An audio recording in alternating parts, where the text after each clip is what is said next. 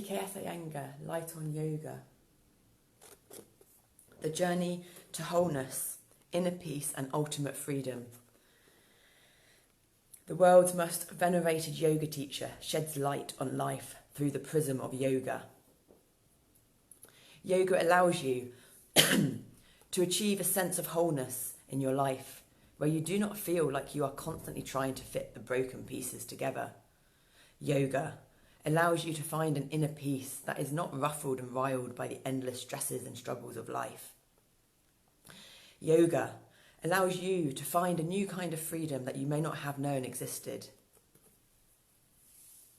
Here, BKS Iyenga, founder of the style of yoga, teacher trainee known as Iyenga Yoga, invites both those new to yoga and those who are experienced practitioners on an inward journey designed to increase their physical stability, emotional vitality, mental clarity, intellectual wisdom and spiritual bliss. In this warm, witty, lucid and helpful book, he addresses the role that yoga postures and breathing techniques play in our search for wholeness, the external and internal obstacles that keep us from progressing along the path, and how yoga can help us live in harmony with the world around us. He uses stories from his own life, humour and examples from modern culture to illustrate that the awareness that yoga offers can improve our lives in many practical and profound ways. BKS Iyenga is a living legend. Well, he's not actually dead now, but he's a dead legend. He is one of the world's leading teachers of yoga and was one of the first to introduce yoga to the West. His previous book, Light on Yoga, was a bestseller and is regarded as a classic text for all students of yoga. Mr. Iyenga is donating his royalties from the sale of this book to fund health. Mr. Iyenga is donating his royalties from the sale of this book to fund health, education and development projects in the village of Belur, India, where he was born. The Michelangelo of yoga from BBC TV. Perhaps no one has done more than Mr. Iyenga to bring yoga to the West, and that's from the New York Times. It is a good book, I do recommend it. I've read it before. So I'll read a few pages from the start.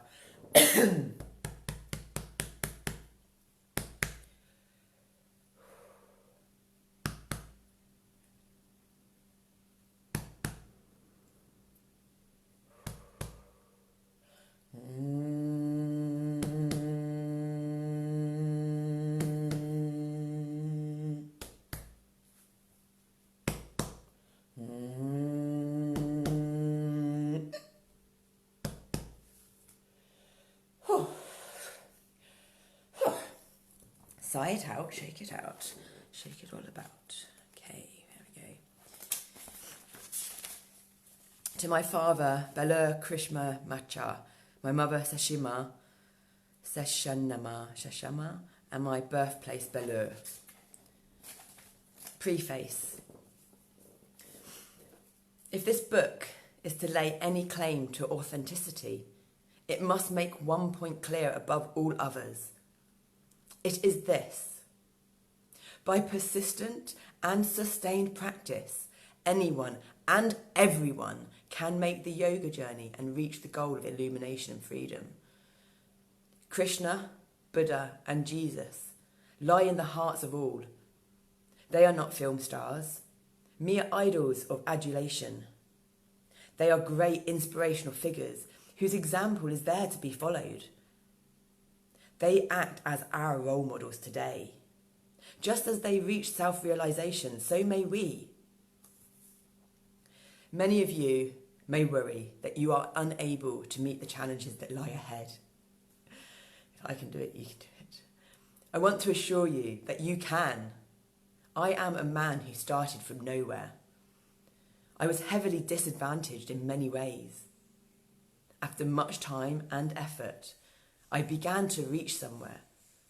I literally emerged from darkness to light, from mortal sickness to health, from crude ignorance to immersion in the ocean of knowledge by one means alone, namely, by zealous persistence in the art and science of yoga practice, sadhana. What held good for me will hold good for you too. Today, you also have the benefit of many gifted yoga teachers. When I began yoga, there was, I'm sorry to say, no wise, kind teacher to lead me. In fact, my own guru refused to answer any of my innocent inquiries on yoga. He did not instruct me, as I do my students, offering them step-by-step guidance in an asana.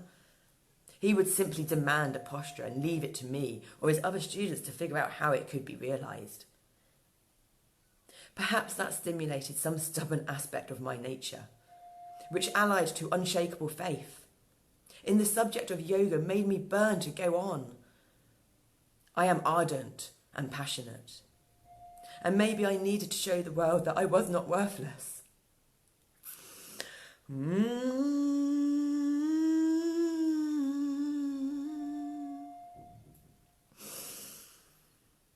But far more than that, I wanted to find out who I was. I wanted to understand this mysterious and marvellous yoga, which could reveal to us and our innermost secrets as equally as it revealed those of the universe around us, and place in it as joyful, suffering, puzzled human beings. It's a great sum of words there for that, isn't it? I learned through practice,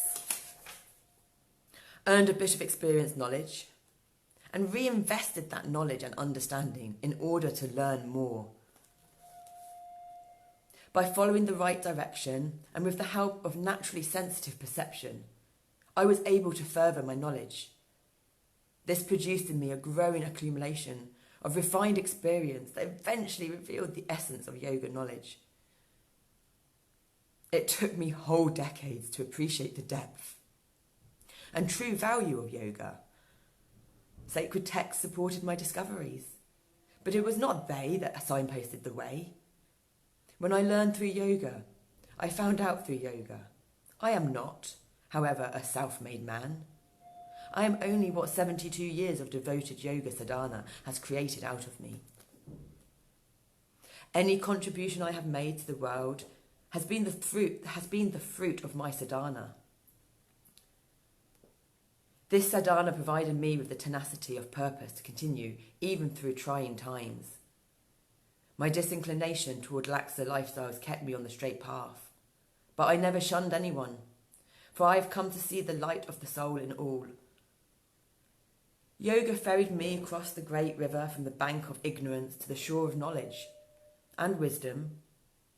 It is no extravagant claim to say that wisdom has come to me by the practice of yoga, and the grace of God has lit the lamp of the inner core in me. This allows me to see that same light of the soul glowing in all beings. You, my readers, must understand that you are already starting somewhere. You have the beginning already shown to you, and no one knows in what wholeness and felicity you may end. If you take up any noble line and stick to it, you can reach the ultimate. Be inspired, but not proud. Do not aim low. You will miss the mark. Aim high. You will be on the threshold of bliss. Patanjali, of whom you will hear much in this book, is considered the father of yoga. In reality, as far as we know, he was a yogi and a polymath living around 5th century BC India, who collated and elaborated existing knowledge of the yogis' life and practices.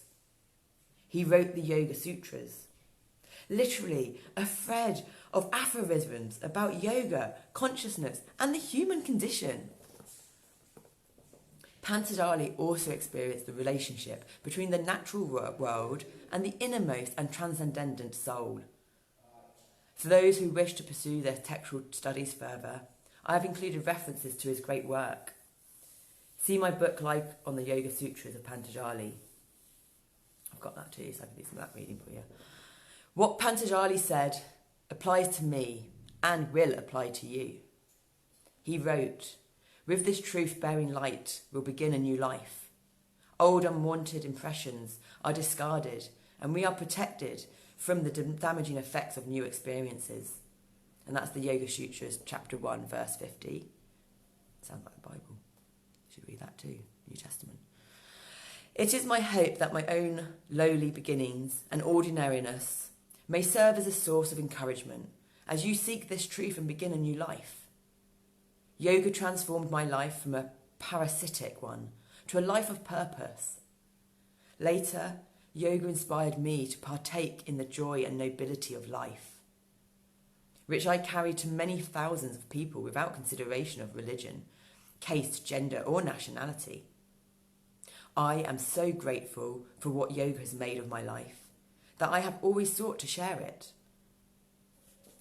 In this spirit, I offer my experiences through this book in the hope that with faith, love, persistence and perseverance, you will savour the sweet flavour of yoga, carrying the flame forward so that it may bring blissful light of the knowledge of true reality to future generations. Nice plastic cups.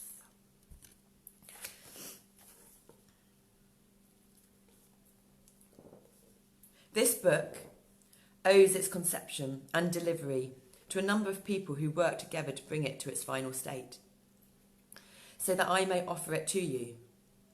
I would like to acknowledge in particular Doug Abrahams of Idea. I'm not going to read all that because there's loads of hard names. I'm not in the mood this morning.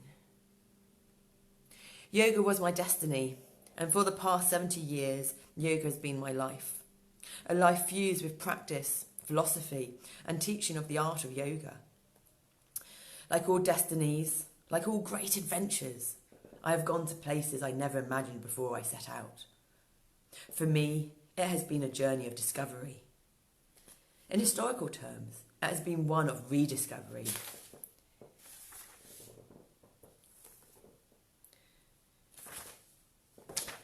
But undertaken from a unique perspective.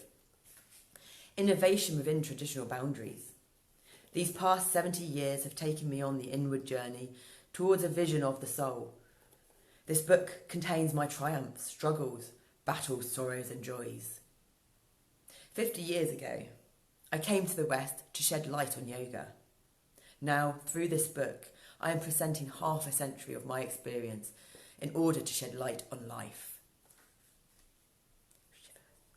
The popularity of yoga and my part in spreading its teaching are a great source of satisfaction to me. But I do not want yoga's widespread popularity to eclipse the depth of what it has to give to the practitioner.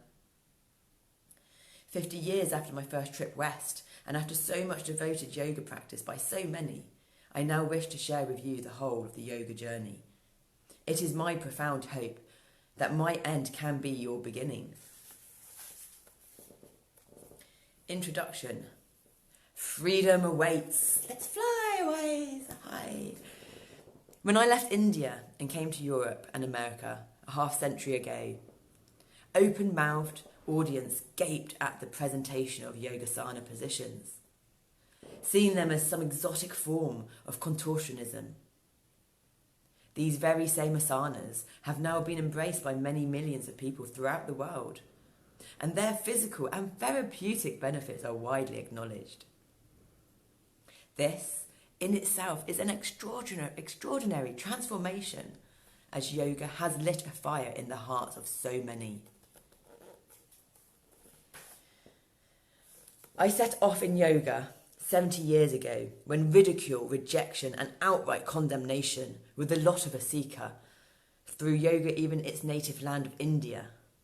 Indeed, if I had become a sadhu, a mendicant holy man, wandering the great trunk roads of British India, begging bowl in hand, I would have met with less derision and won more respect. At one time, I was asked to become a sannyasin and renounce the world, but I declined. I wanted to live an ordinary householder with all the trials and tribulations of life, and to take my yoga practice to average people who share with me the common life of work, marriage and children. I was blessed with all three, including a long, joyous marriage to my beloved late wife, Ramamani, children and grandchildren. The life of a householder is difficult, and it always has been.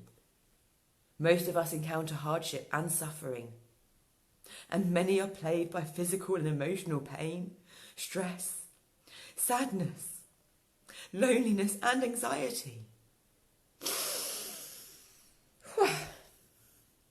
While we often think of these as the problems caused by the demands of modern life, human life has always had the same hardships and the same challenges: making a living, raising a family, and finding meaning and purpose. These have always and will always be the challenges that we humans face. As animals, we walk the earth. As bearers of divine essence, we are among the stars. And as human beings, we are caught in the middle, seeking to reconcile the paradox of how to make our way upon the earth while striving for something more permanent and more profound. So many seek this greater truth in the heavens, but it lies much closer than the clouds. It is within us and can be found by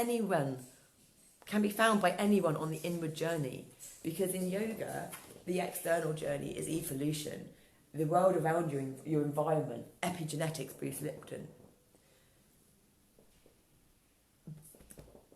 But to find peace amongst the chaos, initially we seek peace around us to find the peace within. But the idea is to have peace in here when there's chaos around. And that is involution, by going inwards to the depths of our soul, to the depths of our complicated, beautiful minds, our hearts. Slowly, gently and softly navigating the terrain of the heart and the body, the right brain, the present, the now. And I'm touching mic this time, that's good. Good news on the brain function. What most people want is the same. Most people simply want physical and mental health, understanding and wisdom. We need to take out the understanding one. People need to understand that sometimes they just can't understand, and that they need to be there how the individual needs them to be there for them, not how they want to be there for them or can be there for them. Because if they want to be there for them how they want to be there for them, they're stuck in the drama triangle. And if you're stuck in the drama triangle, then you can just go over there with the rest of society. Because the drama triangle is the black and white. The drama triangle is the polar opposites. It's the perpetrator, the victim, the abuser. And if you're in the triangle, you'll always be feeling one of those roles. You'll be in that limitation. So why not expand the comfort zones? 2 forwards out, 1 step back. Get out of the drama. Whew. Let's get out of the drama. What most people want is the same. Most people simply want physical and mental health. Understanding, even if it's that they don't understand, they can't understand. And wisdom. And peace and freedom. Often our means of pursuing these basic human needs come apart at the seams, as we are pulled by different and often competing demands of human life, sometimes in polar opposite directions. Yoga, as it was understood by its sages, is designed to satisfy all these human needs in a comprehensive, seamless whole. Its goal is nothing less than to attain the integrity of oneness. Oneness with ourselves. And as a consequence, oneness with all that lies beyond ourselves. We become the harmonious microcosm in the universal macrocosm. Oneness, what I often call integration, is the foundation for wholeness, inner peace and ultimate freedom. And I'm just going to have to do the yoga mudra integration. Again, thanks to Olivier from Sound Bath Healing and the Moving into Alignment course that I'm doing. Arms in front, right arm over left arm palm to face right baby finger on top of left baby finger, interlink, hands up. Okay, I have to do this one first to short out my neck, my upper back and the collarbone.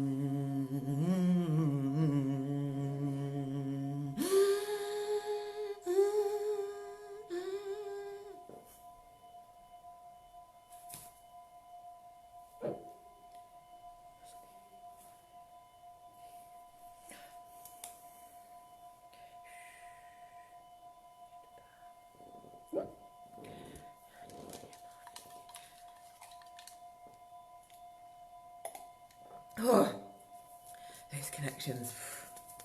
At least it's not like a bolting light of lightning going down and jolting me anymore. That's good. Such great progress. And the yoga mudra integration, if you were following that and you're doing it yourselves, you do it till there's a change in your breath. Normally the breath's meant to release and go calmer, but it depends what happens with us. Back to reading, back to reading. Slowly, softly, gently. We repeat what we read before.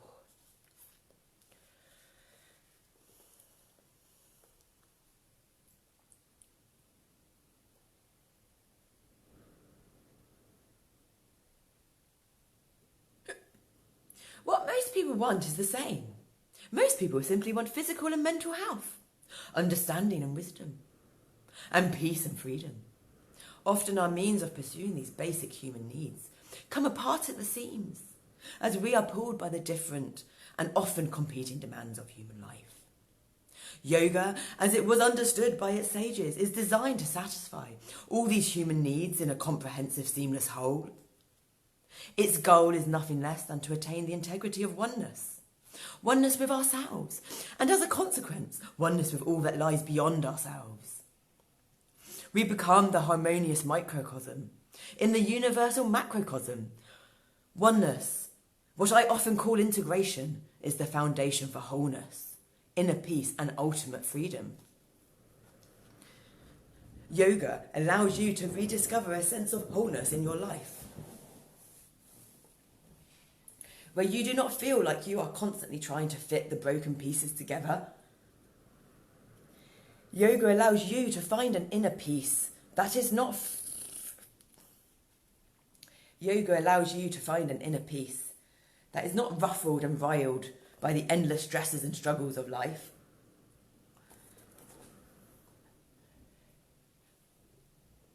Yoga allows you to find a new kind of freedom that you may not have known even existed. To a yogi,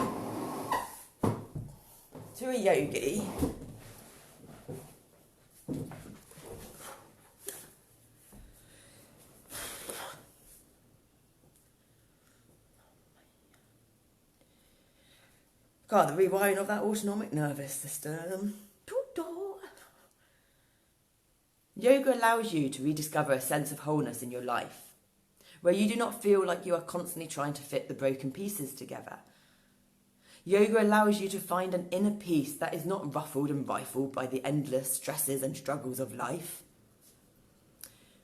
Yoga allows you to find a new kind of freedom that you may not have known even existed. To a yogi, freedom implies not being battered by the dualities of life.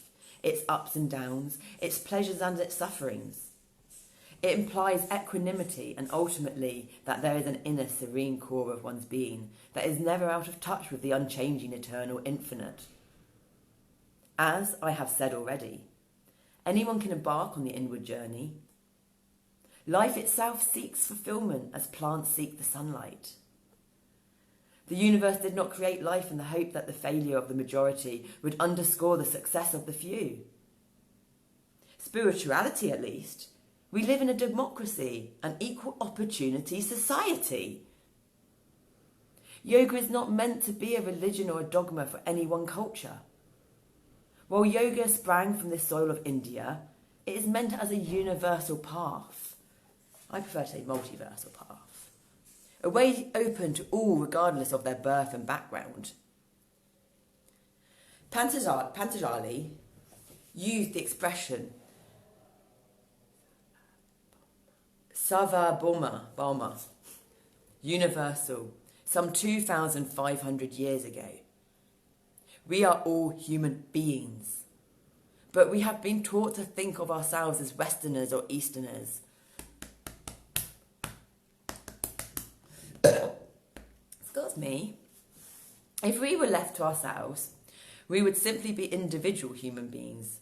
No Africans, no Indians, no Europeans, no Americans. Coming from India, I inevitably developed certain Indian characteristics, adopted, excuse me, clearing all the energies.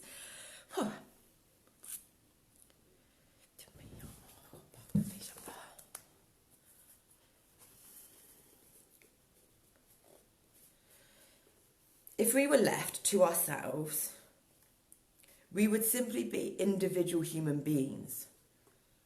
No Africans, no Indians, no Europeans, and no Americans. Coming from India, I inevitably developed certain Indian characteristics adopted from the culture in which I was nurtured. We all do this. There is no difference in the soul, what I call the seer. The difference comes only between the garments of the seer, the ideas about ourselves that we wear. Break them. Do not feed them with break them. Do not feed them with divisive ideas. That is what yoga teaches. That is what yoga teaches. When you and I meet together, we forget ourselves, our cultures and classes. There are no divisions. And we talk mind to mind, soul to soul. We are no different in our deepest needs. We are all human. Yoga recognises that the way our bodies and minds work has changed very little over the millennia. The way we function inside our skin is not susceptible to differ either in time or from place to place. In the functioning of our minds, in our way of relating to each other, there are inherent stresses. Like geological fault lines that, left unaddressed, will always cause things to go wrong, whether individually or collectively. The whole thrust of the yogic philosophical and scientific inquiry has therefore been to examine the nature of being, with a view to learning to respond to the stresses of life without so many tremors and troubles. Yoga does not look on greed, violence, sloth, excess, pride, lust, and fear as ineradicable forms of original sin that exist to wreck our happiness, or indeed on which to found our happiness.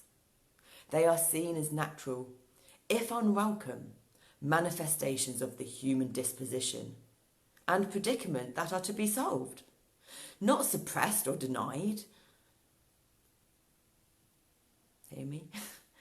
Our flawed mechanisms of perception and thought are not a cause for grief, though they bring us grief, but an opportunity to evolve, for an internal evolution of consciousness that will also make possible in sustainable form our aspirations toward what we call individual success and global progress. Yoga is the rule book for playing the game of life. But in this game, no one needs to lose. It is tough, and you need to train hard. It requires the willingness to think for yourself, to observe and correct, and to surmount occasional setbacks. It demands honesty, sustained application, and above all, love in your heart. If you are interested to understand what it means to be a human being, placed between earth and sky, if you are interested in where you come from and where you will be able to go,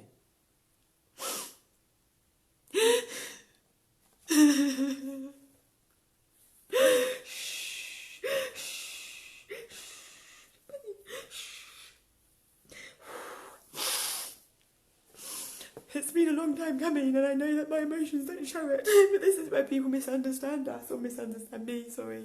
Don't apologise, no need to apologise.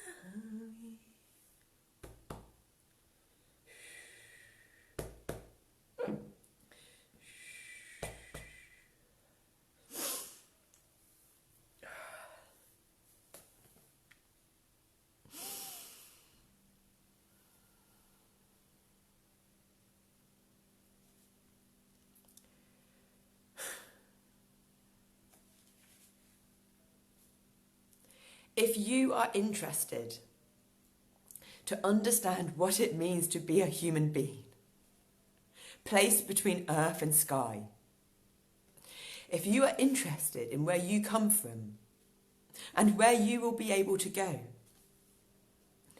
if you want happiness and long for freedom, then you have already begun to take the first steps toward the journey inward. The rules of nature cannot be bent. They are impersonal and implacable, placable, whatever. But we do play with them. By accepting nature's challenges and joining the game, we find ourselves on a windswept and exciting journey that will pay benefits commensurate to the time and effort we put in. The lowest being our ability to tie our own shoelaces when we are 80, and the highest being the opportunity to taste the essence of life itself.